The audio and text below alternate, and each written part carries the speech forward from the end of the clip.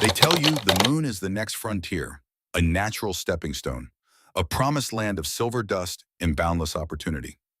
Since the dawn of humanity, we have looked up at the night sky and projected our most romantic dreams onto that glowing orb. We see a gentle guardian, a beacon guiding travelers home, a stepping stone to the stars. But they never tell you what actually happens when the sun goes down up there. There is no romantic sunset.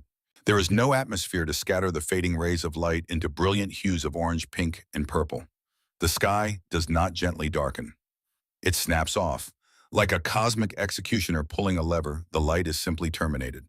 And the exact moment that switch is flipped, you are officially imprisoned in a freezing black hole for 350 continuous hours. To understand the sheer violence of a lunar sunset, you must first understand why our biology is completely and utterly unprepared for it. For millions of years, human evolution has been cradled by Earth's thick, forgiving atmosphere. When our planet rotates away from the sun, the transition is merciful. The atmosphere bends the sunlight, stretching it out, giving our eyes and our brains precious hours to adjust to the encroaching dark. Twilight is a biological safety net. It whispers to our DNA that night is coming, allowing our pupils to dilate slowly, allowing our minds to prepare for sleep. But on the lunar surface, in the brutal vacuum of space, twilight does not exist. There is only the harsh, unfiltered glare of a brutal sun, and then there is absolute, suffocating nothingness. The dividing line between day and night on the moon is called the terminator. On Earth, this line is a blurry, gentle gradient thousands of miles wide. On the moon, it is a razor-sharp blade moving across the surface at tremendous speed.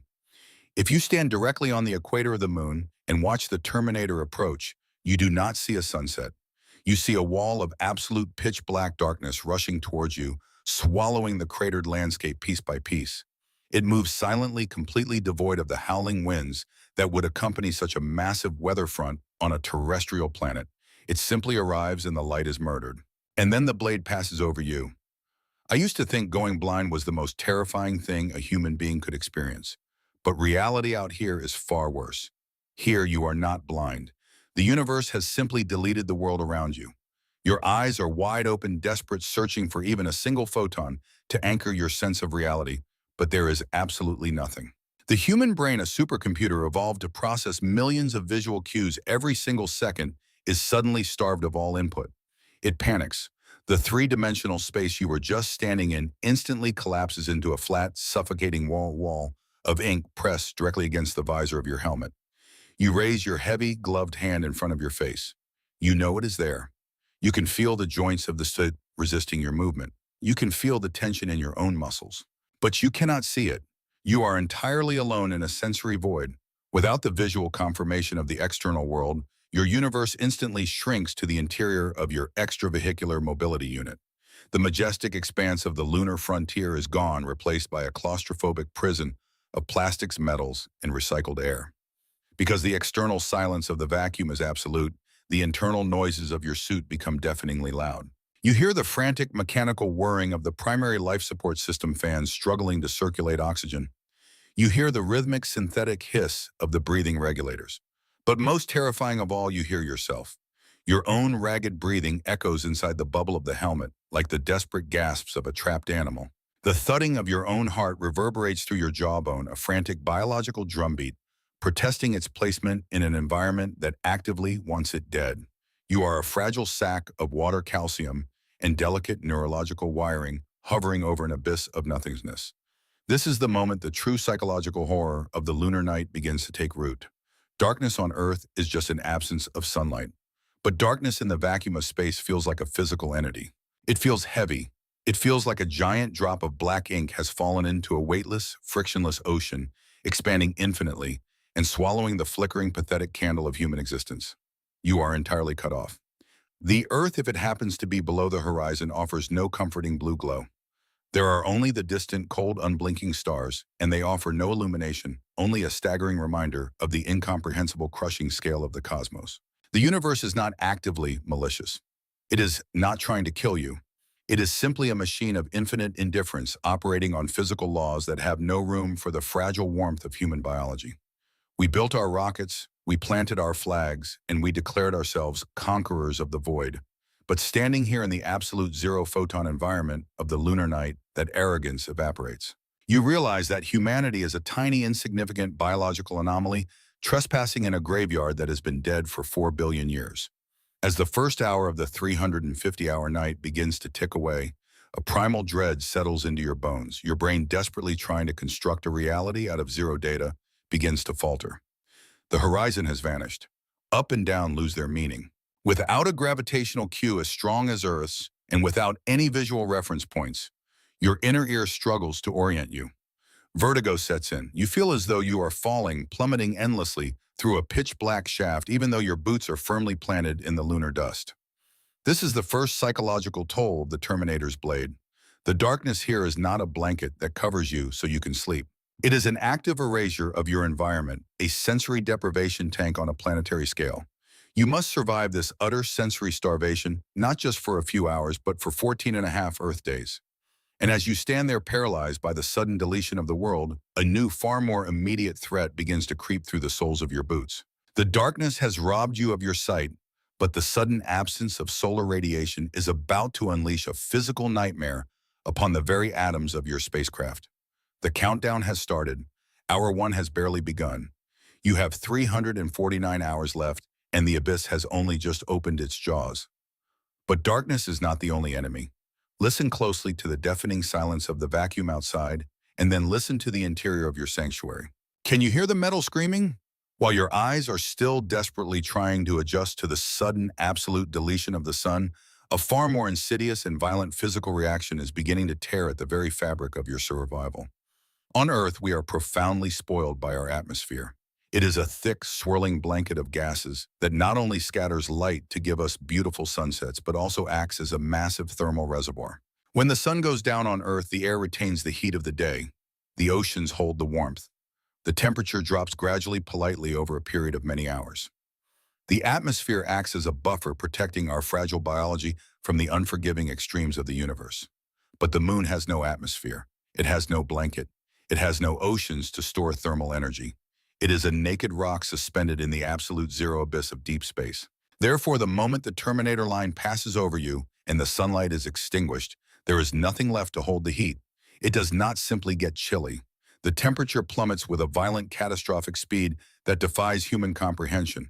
During the lunar day, the surface bakes under the unfiltered glare of the sun, reaching a blistering 120 degrees Celsius. That is hotter than boiling water.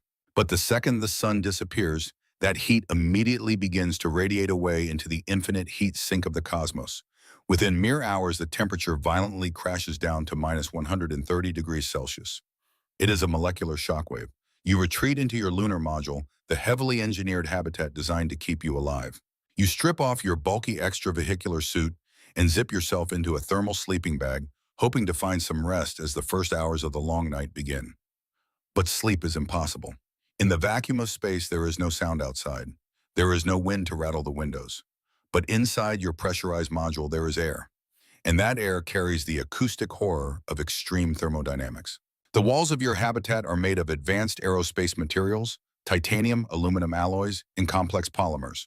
During the 2 weeks of the lunar day, those materials expanded under the intense heat. Now plunged into the brutal cold of the lunar night, they are rapidly and violently contracting. And they do not contract silently. You lie there in the dim red glow of the emergency lights, and suddenly a sharp, deafening crack echoes through the cabin. It sounds like a gunshot. A few seconds later, a deep metallic groan shudders through the floorboards. Then a series of rapid pops, like someone taking a sledgehammer to the exterior hull. This is the sound of thermal contraction. The different metals and composites making up your habitat that are shrinking at different rates, fighting against the bolts, fighting against the welds, fighting against the very structural integrity of the ship. Every single pop, every single agonizing screech of metal rubbing against metal sends a spike of pure, unadulterated adrenaline straight into your heart. You know the engineering tolerance. You know the smartest minds on Earth designed this module to withstand massive temperature swings. But logic is utterly useless when you are lying in the dark 384,000 kilometers from home, listening to your only shelter physically tearing at its own seams. It is pure primal physical fear. You stare at the curved ceiling of the module, completely paralyzed by the noise. You realize with horrifying clarity just how fragile this entire endeavor really is. Your life, your entire existence depends entirely on microscopic beads of welded metal and thin rubber O-rings. If the thermal shock is just a fraction of a percent stronger than the engineers calculated, if a single microfracture develops in the crystalline structure of the titanium hull, the consequences will be instantaneous and fatal. Picture a solid block of glowing red-hot glass being pulled from a furnace and immediately dropped directly into a vat of boiling liquid nitrogen. Imagine the violent chaotic hiss, the catastrophic structural failure, the microscopic fractures spreading like a malignant spiderweb of pure destruction before the entire block shatters into a million pieces. That exact thermodynamic violence is happening to the microscopic structure of your habitat right now. If a weld snaps under this agonizing stress, if the temperature differential causes a seal around the airlock to warp even a millimeter, the pressurized atmosphere inside your cabin will violently and explosively vent out into the vacuum of space. You would not have time to put your suit back on. You would not have time to scream. The sudden explosive decompression would rupture your lungs in less than 3 seconds. The gases dissolved in your bloodstream would instantly boil out of solution, causing massive fatal embolisms throughout your entire circulatory system. You are separated from this horrific fate by a few millimeters of groaning, popping metal. Hour 2 passes. Hour 3 passes. The temperature outside is still dropping, plunging deeper into the negative hundreds. The symphony of cracking metal refuses to stop. It is a relentless psychological torture divine, a constant auditory reminder that the universe actively hates your presence here. Every time the hull bangs, you hold your breath, waiting to feel the sudden rush of wind that signals the end of your life. You try to close your eyes. You try to focus on the rhythmic hum of the life support computers, but the metal screams again louder this time. The cold is not just an absence of heat. In this environment, the cold is an active, aggressive predator. It is creeping through the lunar dust, climbing up the landing struts of your module, and pressing its freezing hands against the thin walls of your sanctuary, searching relentlessly for the weakest link in your armor. The arrogance of human engineering is being severely tested by the unforgiving, brutal reality of cosmic thermodynamics. And as you lie there shivering, not just from the dropping temperature inside the cabin, but from the sheer existential dread of your situation, you realize that you have only survived the first 24 hours. The night has barely begun. The structural integrity of your metal cocoon might hold, but the dropping temperature is about to awaken an entirely different microscopic nightmare waiting just outside the airlock. You think closing the heavy airlock door keeps you safe? You believe that isolating yourself behind inches of titanium and composite shielding makes you completely immune to the hostile vacuum outside. But you are tragically mistaken. The enemy did not wait for the sun to go down to attack you. They sneaked in during the bright, confident hours of the lunar day, hitching a ride right on your own boots. And now, as the temperature plummets and the absolute dark takes over, they are beginning their silent, relentless work of total destruction. To understand this new nightmare, you have to forget everything you know about dust on Earth. Terrestrial dust is soft. It has been tumbled by wind and rivers for billions of years, smoothed into harmless little spheres of dirt pollen and dead skin cells. But on the moon, there is no wind to smooth anything out. There is no water to erode the sharp edges. When a micrometeorite slams into the lunar surface at 40,000 kilometers per hour, it vaporizes the ancient rock and instantly freezes it into microscopic shards of jagged, volcanic glass. This is the regolith. It is not soil. It is an ocean of invisible, indestructible razor blades. During the long lunar day, the intense, unfiltered solar radiation relentlessly bombards these particles, charging them with a powerful, clinging static electricity. They stick to absolutely everything. They coated the heavy fabric of your extravehicular suit when you walked outside. They jammed themselves deep into the complex woven seams of your life support backpack. They clung onto the treads of your boots with an electrostatic grip that no brush could ever remove. And when you cycled the airlock and stepped into the module, you brought this microscopic nightmare inside with you. As the temperature outside crashes down to negative 130 degrees Celsius, the environmental control system inside your cabin works frantically to remove moisture and keep the electronics dry. The air becomes incredibly arid. And in this dry, statically charged environment, the regolith goes completely wild. As you pull off your suit in the cramped, dimly lit airlock, the friction causes the charged dust to lift off the fabric. It floats up into the microgravity of the cabin, totally invisible in the shadowy emergency lighting. You cannot see the threat, but you are about to feel it. You take a deep, exhausted breath, trying to calm your racing heart after listening to the terrifying thermal popping of the hull. Immediately, you notice a strange, pungent odor filling the cabin. It smells exactly like spent gunpowder. It smells like a recently fired weapon. That is not the smell of the moon itself. That is the smell of the broken chemical bonds of the lunar glass violently reacting with the warm moisture inside your nasal passages. And with that smell comes the pain. When these microscopic, jagged shards of electrified glass enter your respiratory system, they do not just irritate your throat like normal dust. They act like millions of tiny, merciless scalpels slashing deep into the delicate, moist pink tissue of your windpipe and your alveoli. You feel a sudden, sharp, burning tickle in the back of your throat. A dry, hacking cough begins to rack your chest, echoing loudly in the small, metallic room. You cough again, harder this time, your body instinctively trying to expel the foreign invaders. But you cannot cough out static electricity. The glass razors cling desperately to the walls of your lungs, cutting deeper with every violent spasm of your chest. You taste something warm, metallic, and heavy on your back of your tongue. It is your own blood. The regolith is actively shredding the internal lining of your respiratory system. This is what the Apollo astronauts called lunar hay fever, but out here in a sustained survival scenario, it is a death sentence. There is no immune response that can dissolve glass. Your white blood cells rush to the site of the microlacerations only to be sliced apart themselves by the jagged edges of the dust. Severe inflammation sets in almost immediately. The very oxygen you are desperately trying to breathe is turning into a weapon against your own biology.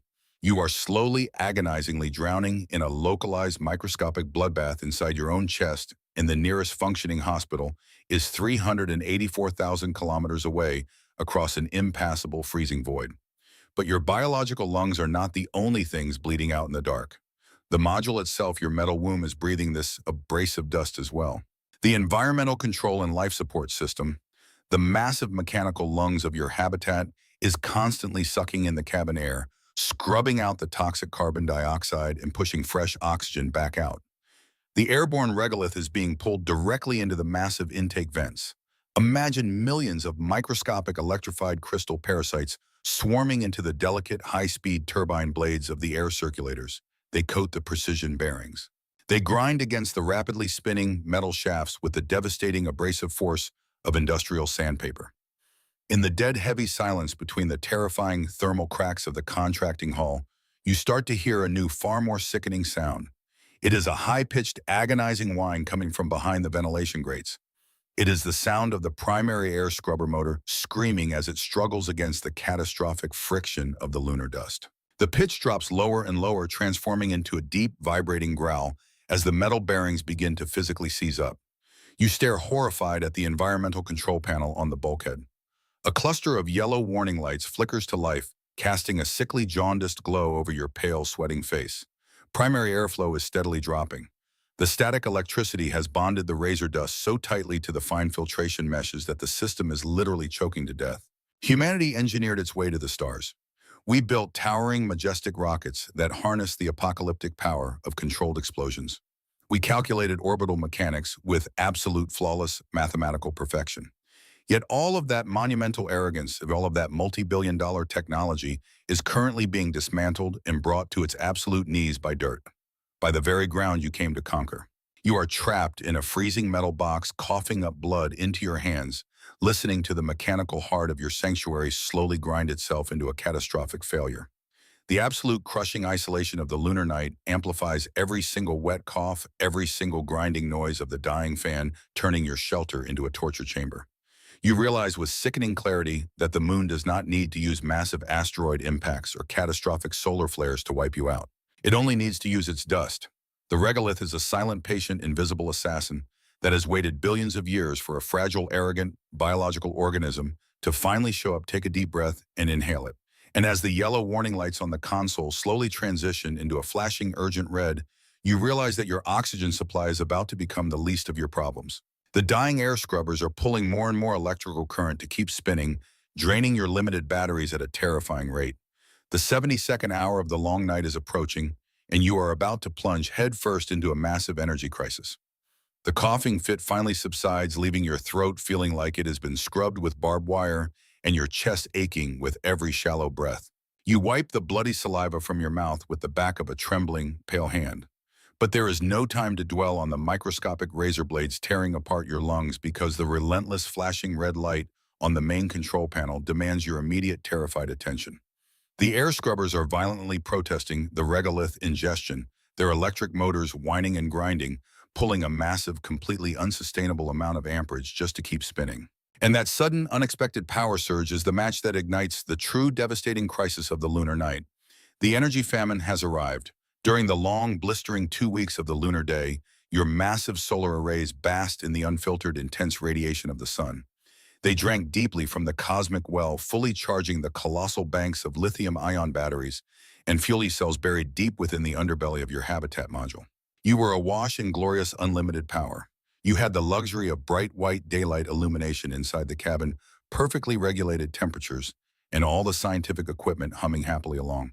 But the moment the Terminator line passed over your base and plunged you into the abyss, those magnificent solar panels instantly transformed into useless dead metal sails extending out into the crushing blackness. They are completely, utterly blind. And now you are entirely dependent on whatever energy you manage to stockpile in the batteries. This is the terrifying math of survival in the dark. Every single watt of electricity is now a finite, rapidly dwindling drop of blood, and you are bleeding out fast. To understand the sheer scale of this energy drain, you have to remember the violent thermodynamic war raging outside your walls. The temperature out there is currently hovering around a staggering minus 130 degrees Celsius. It is a cold so profound, so absolute that it feels less like a temperature and more like a physical force trying to crush the module. The habitat is desperately trying to fight back, pumping massive amounts of electrical current into the complex network of thermal resistance heaters woven throughout the hull and the life support plumbing. If those heaters fail, or if they are even dialed down slightly, the water lines will freeze solid and burst within minutes, instantly terminating any chance of survival. But the choked, dying air scrubbers are now aggressively competing with those heaters for the exact same rapidly shrinking pool of battery power. You stare at the digital readout on the console.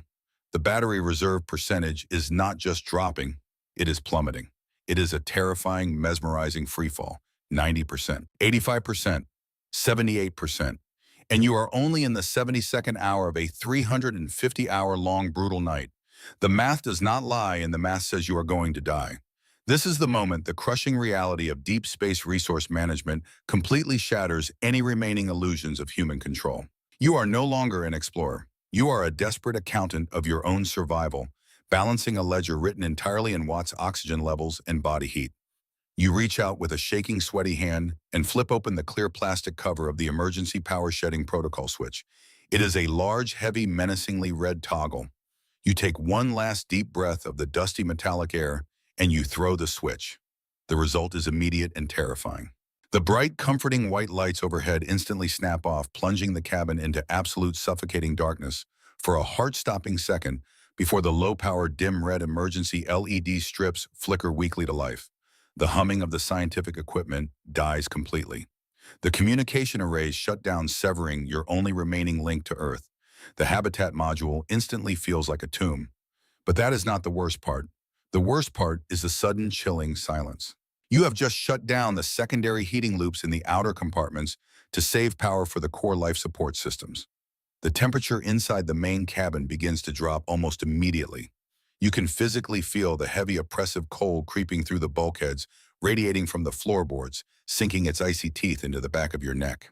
You zip your thermal sleeping bag all the way up to your chin, pulling your knees tightly to your chest in a desperate, primitive attempt to conserve your own body heat. You are shivering violently now, your teeth chattering uncontrollably in the dim blood-red light. The majestic dream of conquering the stars has been violently reduced to this pathetic, freezing huddle in a dark metallic box. The psychological weight of this decision is crushing. You are forcing yourself to endure freezing temperatures, forcing yourself to breathe air that is thick with the metallic stench of static regolith, just to squeeze a few more hours out of the dying batteries. The module has become a submarine stranded at the bottom of a frozen, lightless ocean, slowly losing power, slowly filling with poison, and entirely cut off from the rest of the human race. You stare at the glowing red numbers on the battery monitor. They are dropping slower now, but they are still dropping. The agonizing compromise you just made only bought you a little more time. It did not solve the fundamental, horrifying reality of your situation. You are still trapped in the dark. The cold is still pressing against the hull. The air scrubbers are still grinding and whining, spitting fine bloody dust into your lungs with every struggling revolution. And as the 150th hour of the long night slowly approaches, the sheer crushing isolation of this freezing, sensory-deprived environment begins to attack the very last line of defense you have left. The power crisis was a physical threat, but the absolute crushing silence of the red-lit tomb is about to trigger a catastrophic collapse of your own mind. The darkness is not just outside anymore. It is seeping into your brain, and the hallucinations are about to begin. You are now entering the 150th hour of the lunar night. The physical cold is agonizing, and the air you breathe is a metallic, dusty poison, but those are merely physical tortures. The true absolute horror of this environment is only just beginning to unfold within the fragile enclosed architecture of your own skull. You have spent nearly a week trapped inside a freezing, dimly lit metallic cylinder. You have shut down all non-essential power, plunging the habitat into a permanent, blood-red twilight. But the most devastating loss is not the light. It is the sound. It is the movement. It is the total crushing absence of any dynamic sensory input from the outside world. On Earth, even in the deepest, darkest night, you are never truly in a sensory void. The wind rustles the leaves outside your window. A distant car engine rumbles down the street. The floorboards creak as the house settles. The air currents brush against your skin. Your brain is a hyperactive, data-hungry supercomputer that evolved over millions of years to constantly process a continuous, chaotic stream of millions of sensory signals every single second. It thrives on this data. It uses this constant flow of information to anchor you to reality, to define the boundary between what is inside your head and what is outside of it. But the vacuum of space provides absolutely nothing. The lunar surface is a dead silent graveyard. There is no wind, there is no tectonic shifting, there is no atmospheric pressure to carry an acoustic wave. The silence outside the hull of your module is so profound, so absolute, that it transcends mere quiet and becomes a physical weight pressing against your eardrums. Inside the cabin, the only sounds left are the rhythmic dying wheeze of the choked air, scrubber bay, the sluggish hum of the battery coolant pumps, and the frantic echoing thud of your own heartbeat. And this is exactly when the human brain, starved of the chaotic data it desperately needs to survive, begins to violently turn on itself. When you strip away all external stimuli, the brain refuses to simply sit idle. If it cannot receive reality from the outside, it will forcibly manufacture its own reality from the inside. This is the terrifying biological mechanism of extreme sensory deprivation. You are lying perfectly still in your thermal sleeping bag, staring up at the curved, red-lit titanium ceiling. Your eyes are wide open, but the monotonous, static environment offers them nothing to focus on. Slowly, imperceptibly at first, the shadows lurking in the corners of the module begin to shift. You blink, trying to clear your vision, but the red emergency lights seem to pulse and stretch. You stare at a bundle of insulated wiring running along the bulkhead, and suddenly the cables appear to twist and slither like a nest of dormant serpents. Your rational mind screams that it is just a trick of the dim light, but your primal, primitive brain is absolutely convinced that something is moving in the dark with you. The visual hallucinations are deeply unsettling, but the auditory hallucinations are what truly shatter your sanity. The monotonous grinding whine of the dying air scrubber has been drilling into your ears for days. It is a constant mechanical drone. But as the sensory starvation deepens, your brain starts searching for patterns within that random mechanical noise. It starts trying to decode a language that does not exist. You are drifting in a state of exhausted half-sleep when you hear it. A voice. It is faint, muffled, barely a whisper beneath the grinding of the fan blades, but it is undeniably human. Your eyes snap open, your heart hammering against your ribs. You hold your breath, straining to listen. There it is again, a low, rhythmic muttering coming from just outside the heavy titanium door of the airlock. It sounds exactly like someone or something is standing out there on the freezing lunar surface, calmly reciting a string of incomprehensible words directly into the external communications microphone. But the communications array is completely powered down. There is no one outside. There is nothing outside but rocks, dust, and a deadly vacuum. Yet the whispering continues, growing slightly louder, slightly more insistent. It is your own desperate brain pulling old fragmented memories of human conversation and projecting them over the ambient noise of the machinery. But knowing it is an hallucination does not stop the sheer paralyzing terror of hearing it. The line between your internal subconscious and the external physical world has completely dissolved. You are trapped in a claustrophobic, freezing metal box, and your mind has essentially invited a phantom crew to join you. Paranoia, the ultimate apex predator of the isolated mind, begins to sink its venomous fangs into your psyche. If you are part of a crew, the agonizingly close quarters and the crushing stress of the environment magnify every tiny conflict into a massive paranoid delusion. You look at your fellow astronaut sleeping in the bunk across from you, bathed in the sinister red glow, and suddenly their face seems twisted, alien, entirely untrustworthy. You begin to obsessively monitor their breathing, convinced that they are secretly plotting to steal the remaining oxygen or hoard the dwindling battery power. The module is entirely too small for two minds that are actively fracturing.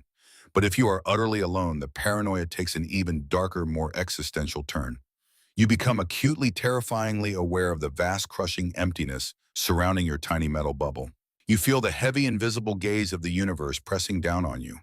It is the profound, chilling sensation of being watched by an entity that is so massive, so ancient, and so entirely indifferent to your suffering that your human mind cannot even begin to comprehend it. Imagine floating alone in the middle of a pitch-black, bottomless ocean, completely paralyzed, looking down into the inky depths and slowly realizing that another face is looking back up at you, smiling a cold, unblinking smile. That is the psychological abyss of the lunar night. You are completely untethered from reality, drowning in a terrifying ocean of your own manufactured nightmares. You try to close your eyes, to shut out the shifting shadows. You press your hands over your ears to block out the phantom whispers, but there is absolutely no escape. The horror is coming from inside the house. You are entirely at the mercy of a nervous system that is collapsing under the weight of infinite silence.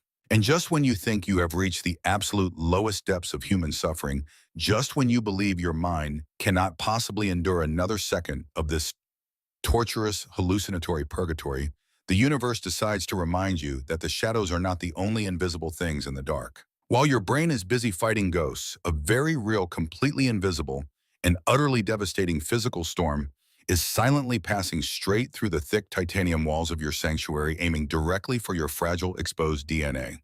The 220th hour is approaching, and the cosmic radiation is about to unleash its silent slaughter. You are trapped in the suffocating darkness of your failing habitat module, desperately fighting off the phantom whispers and the creeping paranoia that your sensory-starved brain is manufacturing. The cold is a constant physical agony pressing against the walls, and the dying air scrubber continues its metallic death rattle. You tell yourself that if you can just keep your eyes closed, if you can just hold on to your sanity and conserve the remaining battery power, you might actually survive this 2-week-long nightmare. But the lunar night is a master of deception. The darkness tricks you into believing that the space around you is empty. It lulls you into a false sense of security, whispering that because you cannot see anything, there is nothing there to hurt you. But reality is infinitely more violent. While you lie shivering in your thermal sleeping bag, a relentless, completely invisible, and utterly devastating storm is passing straight through the thick titanium walls of your sanctuary, aiming directly for the fragile, twisting ladders of your biological code. You are currently enduring the 220th hour of the night, and you are standing completely naked in the middle of a torrential downpour of galactic cosmic rays.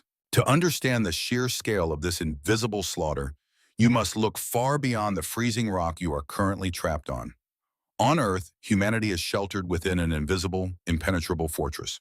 Our planet generates a massive magnetic field, the magnetosphere, which acts as a colossal deflector shield against the lethal radiation of deep space. Furthermore, we are wrapped in a thick atmospheric blanket that absorbs whatever high-energy particles manage to slip past the magnetic defenses. We live our entire lives completely oblivious to the apocalyptic radioactive fury of the universe. But the moon has no magnetic field. It has no atmosphere. It is a dead, naked target constantly bombarded by the most energetic and destructive particles ever created since the dawn of time. These are not just simple ultraviolet rays from our local sun. The true assassins of the deep night are galactic cosmic rays. These are the heavy nuclei of atoms stripped of their electrons and accelerated to nearly the speed of light by the cataclysmic universe, shattering explosions of dying stars and distant supernovas, millions of light years away. They have traveled through the freezing, frictionless void for millennia, maintaining their staggering kinetic energy until this exact moment when they violently intersect with your precise location. You believe the heavy aerospace-grade metals of your lunar module are protecting you. You believe the layers of composite shielding are keeping the universe at bay. But to a galactic cosmic ray, traveling at 99% the speed of light, Your thick titanium walls are nothing more than a faint mist. These heavy ions smash through the exterior hull of your habitat without slowing down. They blast right through the internal bulkheads. They tear through the fabric of your sleeping bag. And then they hit you. You do not feel it. There is no pain. There is no sudden impact. Your nervous system did not evolve to detect the microscopic subatomic trauma of ionizing radiation. But on a cellular level, a massacre of unimaginable proportions is taking place inside your body every single second you remain on the lunar surface. Imagine a densely packed, intricately organized library containing every single blueprint required to keep you alive. That is your DNA. Now imagine a fleet of microscopic freight trains plowing through the walls of that library at the speed of light, instantly vaporizing shelves, shredding the blueprints, and leaving a chaotic trail of shattered chemical bonds and burning genetic debris in their wake. That is what a galactic cosmic ray does to a human cell. As you lie in the dark, desperately trying to ignore the phantom voices of your sensory deprivation, millions of your cells are silently screaming. The high-energy particles are ionizing the water molecules in your tissue, creating highly reactive free radicals that aggressively attack your cellular machinery. They are snapping the double helix structure of your DNA right down the middle. Your biological repair mechanisms, evolved to handle the gentle, occasional radiation of Earth, are completely overwhelmed by the sheer volume and ferocity of the cosmic bombardment. You are slowly, silently being irradiated from the inside out. But the universe is not content to simply murder you in secret. It insists on forcing you to watch the process. As the 250th hour drags on, the psychological torture of the isolation is suddenly interrupted by a terrifying physiological phenomenon. You have your eyes tightly squeezed shut, desperate for sleep, desperate for an escape from the crushing red twilight of the cabin. But suddenly, a brilliant blinding streak of pure white light flashes vividly across your field of vision. A second later, a spectacular blooming starburst of blue energy detonates directly behind your eyelids. Your eyes snap open in a panic. You look around the dim freezing module expecting to see a sparking wire or a catastrophic electrical fire. But there is only the steady, menacing red glow of the emergency LEDs. You close your eyes again, your heart pounding. A few minutes pass. Then another violent streak of light slashes across your vision, followed by a series of rapid pulsating flashes. You are not hallucinating. This is not the sensory deprivation playing tricks on your exhausted mind.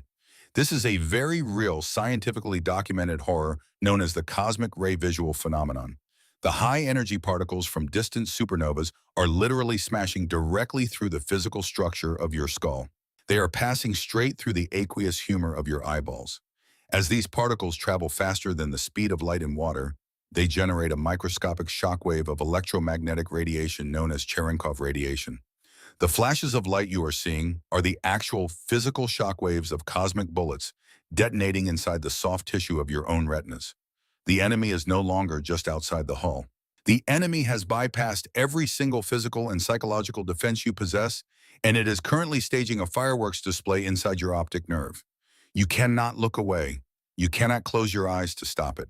The universe has forcefully wedged itself inside your head, forcing you to constantly witness the exact mechanism of your own biological destruction.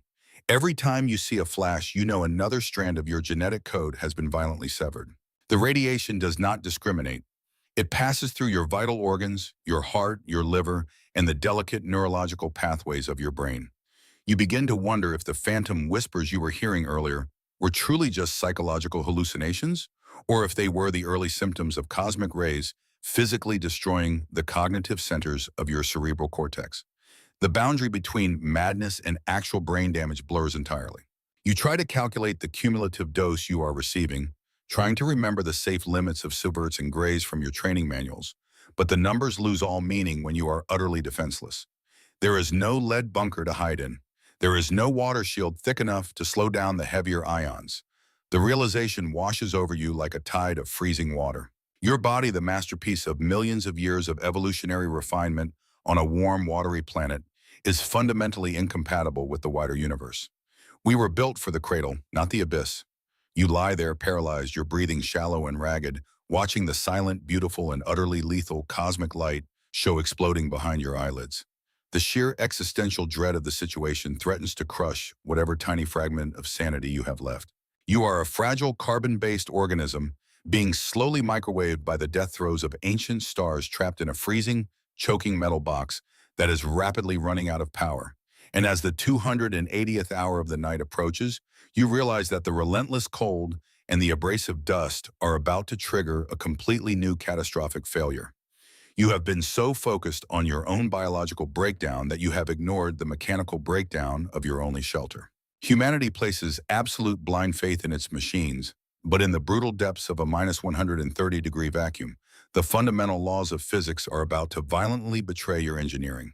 You are trapped in the 280th hour of the lunar night.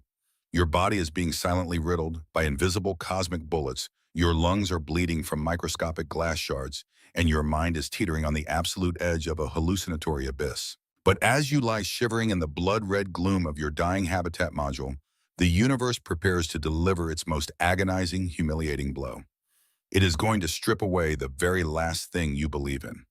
Humanity places an absolute, almost religious faith in its engineering. We worship the perfection of machine titanium, the flawless logic of redundancy systems, and the invincibility of our complex equations. We believe that if we build the walls thick enough and calculate the tolerances precisely enough, our machines will save us from the abyss. But out here, plunging deep into a sustained thermal nightmare of minus 130 degrees Celsius, the fundamental laws of physics will violently betray every single one of those equations. You are about to witness the horrifying, catastrophic death of your mechanical god. The crisis begins not with an explosion, but with a sharp, sickening metallic snap that echoes loudly over the groaning hum of the failing life support systems. It is a sound that instantly freezes the blood in your veins, plunging you into a state of primal wide-awake terror. A high-pitched, piercing alarm suddenly begins a shriek from the environmental control panel, its urgent red strobe light cutting fiercely through the shadows of the cabin. A critical warning message flashes on the main screen. There is a microscopic pressure leak in the secondary oxygen recycling loop. It is a slow, steady hemorrhage of your most precious resource directly into the vacuum of space. The automated electronic safety valves, starved of sufficient battery power and choking on the abrasive lunar dust, have completely failed to isolate the breach. Your survival now depends entirely on a manual override. You must drag your freezing, exhausted body out of the thermal sleeping bag, cross the freezing metal floor of the cabin, and physically turn the heavy red emergency shutoff valve located on the primary bulkhead. You unzip the bag, and the brutal sub-zero air of the cabin instantly hits your skin like a wall of solid ice. Every muscle in your body screams in protest as you stumble across the deck, your breath pluming in thick, white clouds of condensation in the dim light. You reach the bulkhead. The heavy steel wheel of the emergency valve is right in front of you, painted in a stark, desperate red. It is a simple, primitive mechanical device, a trusted piece of human technology that has been used on ships and submarines for centuries. You wrap your trembling, freezing fingers around the thick metal rim, brace your boots against the floorboards, and pull with every ounce of remaining strength you possess in your starved, exhausted body. Nothing happens. The valve does not turn. It does not even budge a fraction of a millimeter. You readjust your grip, gasping for air, the metallic dust scraping painfully down your throat, and you pull again, throwing your entire body weight into the motion. Still nothing. A cold, suffocating wave of pure panic washes over you as the horrifying reality of extreme low-temperature physics begins to set in. You assume the machine would simply function as it always does on Earth. But you've forgotten about the lubricants. Every single moving part in this multi-billion-dollar facility, every gear, every bearing, and the heavy threaded stem of this emergency valve relies on specialized aerospace grease to prevent the metal surfaces from grinding together. The engineers back in Houston formulated that synthetic grease to withstand incredibly low temperatures. But they engineered it for the calculated averages, not for a sustained, brutal, localized deep freeze caused by the catastrophic failure of the habitat's secondary heating loops. In the agonizing, freezing darkness of this specific bulkhead, that highly advanced synthetic lubricant has undergone a terrifying phase change. It has completely lost its viscosity. It has hardened into a solid, unyielding block of chemical cement, effectively welding the internal threads of the valve permanently shut. Your own life-saving mechanism has trapped itself. Desperation takes over. The shrieking alarm is drilling into your skull, a constant reminder that your oxygen is silently venting out into the void. You cannot accept that a simple frozen thread is going to kill you. You look around frantically and grab a heavy solid steel wrench from a nearby emergency toolkit. If the valve will not turn by hand, you will force it. You fit the heavy wrench over the spokes of the red wheel lock, your arms and heave with a desperate, animalistic surge of adrenaline. This is the exact moment the universe reveals the ultimate humiliating punchline of cold embrittlement. You believe that steel and titanium are permanent, indestructible materials. But temperature dictates the very atomic structure of matter. When metals are plunged into extreme cryogenic temperatures for hundreds of hours, the microscopic crystalline lattice that gives them their legendary strength and flexibility begins to fundamentally alter. The metal physically shrinks, binding the atoms so tightly together that they can no longer slide past one another under stress. The material completely loses its elasticity. It ceases to be a tough, resilient metal. It becomes as brittle and fragile as a cheap pane of window glass. As you put your entire body weight into the heavy steel wrench, you do not feel the valve begin to turn. Instead, you feel a sickening, sudden lack of resistance. You hear an incredibly loud, sharp crack like a dry tree branch snapping in half right next to your ear. The heavy red steel wheel of the emergency valve shatters completely. A jagged, heavy chunk of the brittle metal breaks off entirely, sending you crashing backward onto the freezing floor of the module, the heavy wrench clattering loudly into the corner. You lie there on your back, staring blankly at the jagged, broken stump of the valve stem sticking out of the bulkhead. Your hand is still clutching the broken piece of the red wheel. The alarm continues to shriek its piercing, repetitive warning. Your oxygen is still leaking, but there is nothing left to turn. There is nothing left to fix. The absolute crushing realization of your utter helplessness descends upon you like a physical weight. You are thousands of miles away from any human being, trapped in a pitch-black, freezing vacuum holding a shattered piece of your own technology. This is not a heroic death in the fiery exhaust of a rocket engine or a brave sacrifice on the edge of a new frontier. This is a slow, humiliating execution by the simple, indifferent laws of thermodynamics. You realize that humanity's grand, arrogant expansion into the cosmos is nothing more than a fragile illusion supported by a thin web of equations, and the universe only needs to lower the temperature a few degrees to snap that web entirely.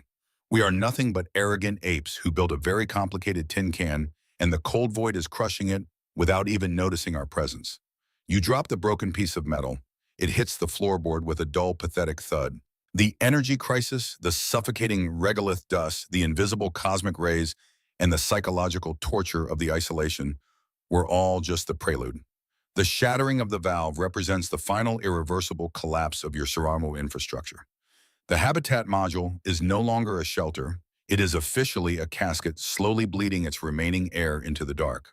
The 320th hour is upon you, and as the red emergency lights flicker and dim even further, you are about to enter the absolute lowest, most desperate depth of human suffering. The machines are dead. The physics have betrayed you. Now there is nothing left but the agonizing, suffocating reality of your own failing biology as the air begins to turn thick and poisonous. Ngon ngu viet ban tingain, the 320th hour of the lunar night descends upon you, not as a measure of time, but as a physical, suffocating weight. You are lying on the freezing floor plates where you fell after the emergency valve shattered in your hands. The sharp, jagged piece of brittle red metal is still resting inches from your face, a mocking monument to the total failure of human ingenuity.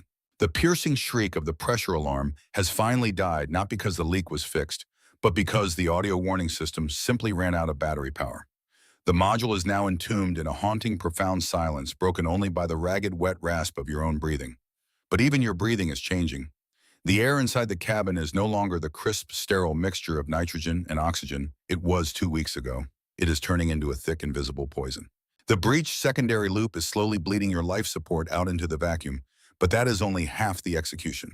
The dying air scrubbers, choked by the relentless, abrasive glass of the lunar regolith, have completely stopped filtering the atmosphere. With every exhalation, you are pumping warm, toxic carbon dioxide into the rapidly shrinking volume of the cabin. And the room is too small, the power is too low, and the machinery is too broken to scrub it away. You are slowly, deliberately suffocating on your own biological exhaust. This is the physiological nightmare of hypercapnia. It does not feel like holding your breath. It feels like a fire is being slowly kindled in the deepest, most delicate branches of your lungs. The human body is an incredibly resilient machine, but it possesses a deeply ingrained primal panic switch when carbon dioxide levels begin to rise in the bloodstream. You try to take a deep, calming breath, but the air feels heavy, dense, and utterly useless. Your diaphragm spasms uncontrollably, forcing your chest to heave in rapid, shallow gasps. A dull, agonizing throb begins to pound at the base of your skull, spreading forward behind your eyes like a tightening iron vise. The dim blood-red emergency lights of the cabin seem to smear and blur as your retinas are starved of oxygenated blood. You drag your heavy, lethargic body back into the thermal sleeping bag, your muscles screaming in agonizing protest, burning with lactic acid even though you are barely moving. Every single movement requires a monumental Herculean effort. You feel as though you are trying to swim through an ocean of cold, thick molasses. You look at the digital mission clock mounted on the primary console. The glowing red numbers seem to float in the dark. 330 hours. 335 hours. You are so agonizingly close to the dawn. The sun, that massive, glorious thermonuclear furnace that has been hidden behind the curvature of this dead rock for 14 days, is slowly creeping back toward the horizon. But the universe does not care about your biological schedule. The universe does not deal in dramatic rescues or last-minute reprieves at the end of a countdown. The vacuum of space is an entirely indifferent, unfeeling entity. It does not hate you. It does not want to punish you for your arrogance. It simply does not register your existence at all. This is the ultimate crushing existential realization of the late lunar night. You are the apex predator of a beautiful, vibrant blue planet. You are the inheritor of millions of years of evolutionary triumph, possessing a brain capable of composing symphonies, splitting the atom, and charting the courses of distant galaxies. Yet here you are, reduced to a shivering, suffocating organism, curled into a fetal position in a dark, freezing metal box, begging an empty sky for a single breath of clean air. Your massive intellect is utterly useless against the simple brute force mechanics of a vacuum. Your will to survive, that raging, burning desire to live that has defined humanity since we first crawled out of the oceans, means absolutely nothing out here. The moon is a silent, ancient graveyard that has watched entire star systems be born and die. It will not shed a single tear when your microscopic carbon-based life flickers out. The station is flooded in a dying, pulsating red light, a visual representation of your own failing cardiovascular system. The temperature inside the sleeping bag is plummeting as your core body heat finally surrenders to the minus 130-degree onslaught outside. Your extremities are numb. Your fingers and toes have lost all sensation, the blood desperately retreating to your vital organs in a last futile defensive maneuver. As the carbon dioxide toxicity deepens, the violent panic of suffocation slowly, terrifyingly begins to give way to a strange narcotic apathy.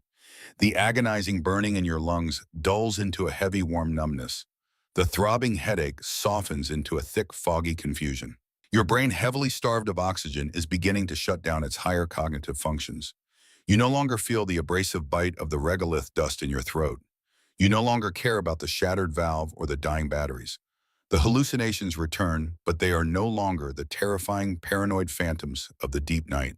They are gentle, tragic illusions born of a dying mind. You smell the crisp, salty air of an earth ocean. You feel the warm, golden sunlight of a summer afternoon on your skin.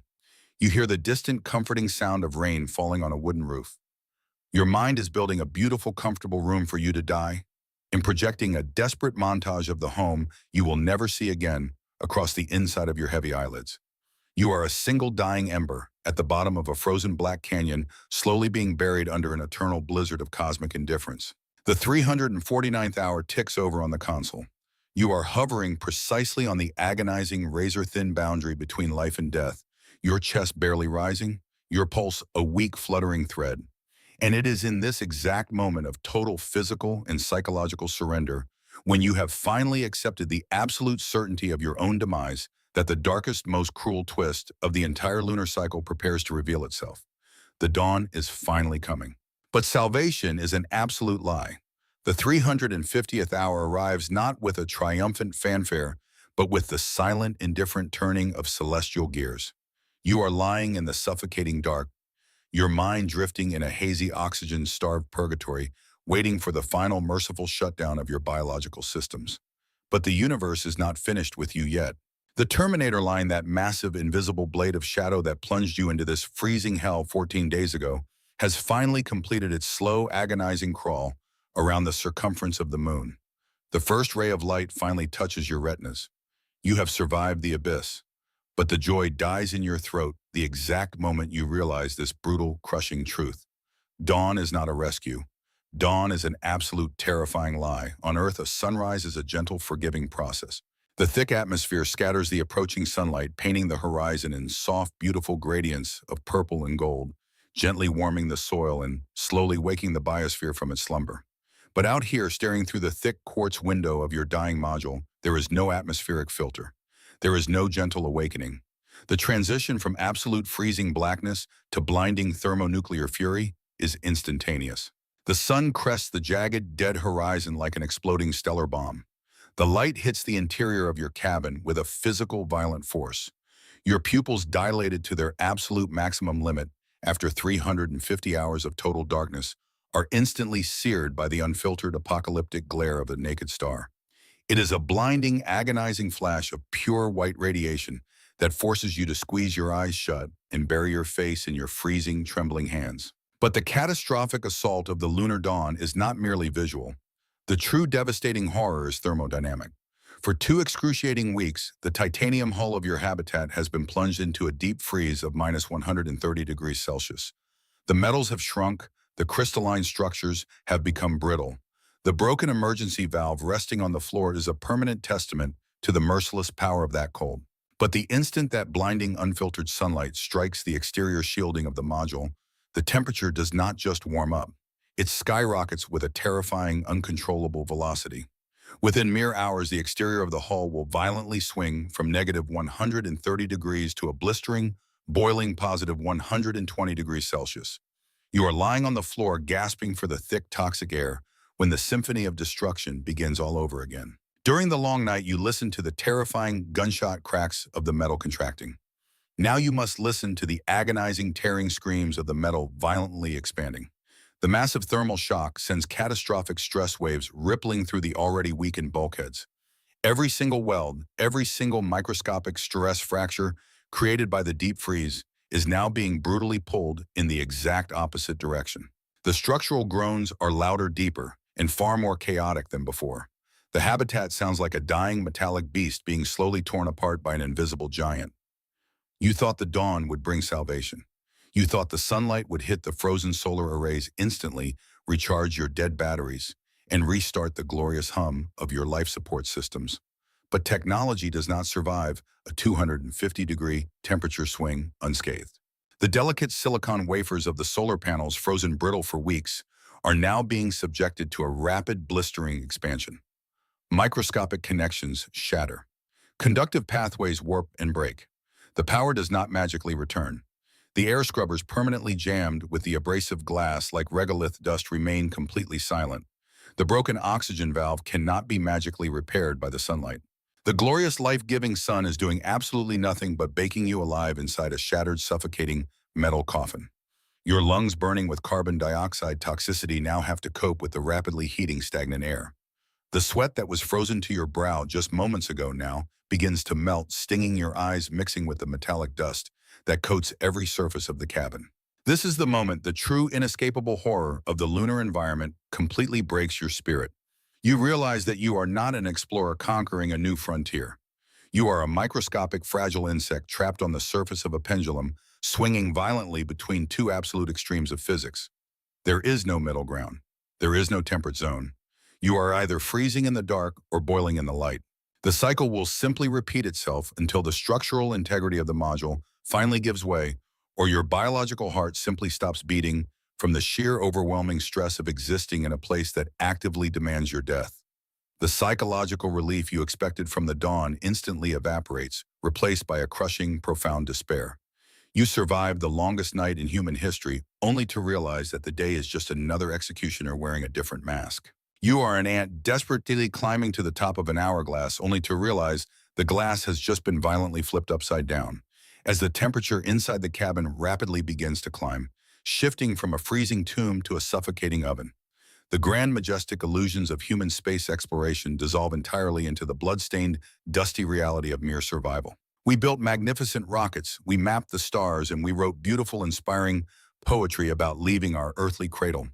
But the universe does not read our poetry. It does not care about our flags or our footprints.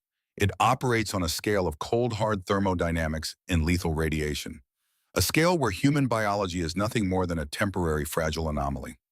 Looking up at the moon from the safety of Earth tonight, do not let its soft silver glow deceive you. Do not see it as a romantic beacon or a stepping stone to a galactic empire. See it for what it truly is. It is a colossal silent tombstone orbiting our planet. It is a magnificent desolate monument to the absolute hostility of the cosmos. It stands as a constant looming reminder that the Earth, with its thick, breathable atmosphere and its protective magnetic embrace, is the only warm sanctuary we have ever known in an ocean of infinite freezing violence. When you step out of that warm embrace, the universe does not welcome you.